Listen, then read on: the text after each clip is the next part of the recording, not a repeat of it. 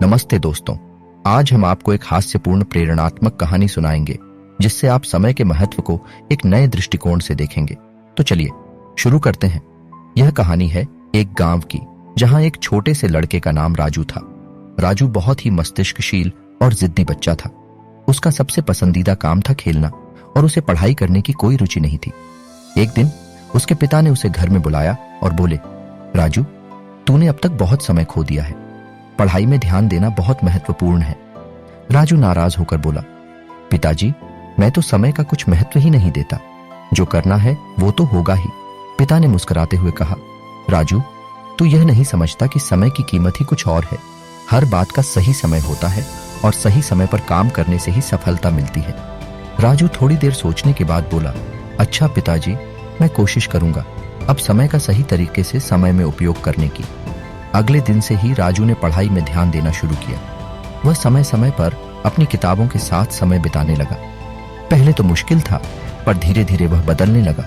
उसके दोस्त भी हैरान थे कि राजू कैसे इतना समय पढ़ाई में खर्च करने लगा है।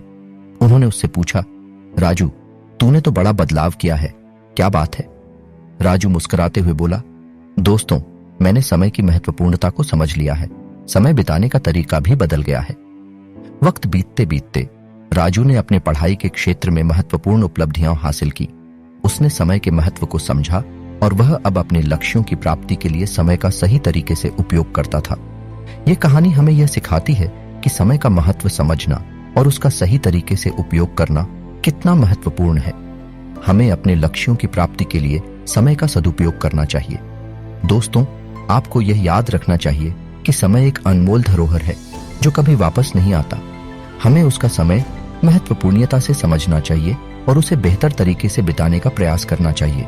इसके साथ ही हमें यह भी याद रखना चाहिए कि समय को थोड़ी मस्ती के साथ बिताना भी जरूरी है। राजू ने भी अपनी पढ़ाई के साथ साथ मस्ती भी की और वह बहुत सारे यादगार पल बना पाया।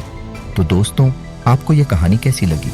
हमें उम्मीद है कि आप इससे समय की महत्वपूर्णता को समझ सके और अपने जीवन में समय का सही तरीके से उपयोग करें। समय का सदुपयोग करके ही हम सफलता की ऊंचाइयों तक पहुंच सकते हैं। यदि आपको यह कहानी पसंद आई हो तो कृपया हमारे चैनल को सब्सक्राइब करें और वीडियो को लाइक करें।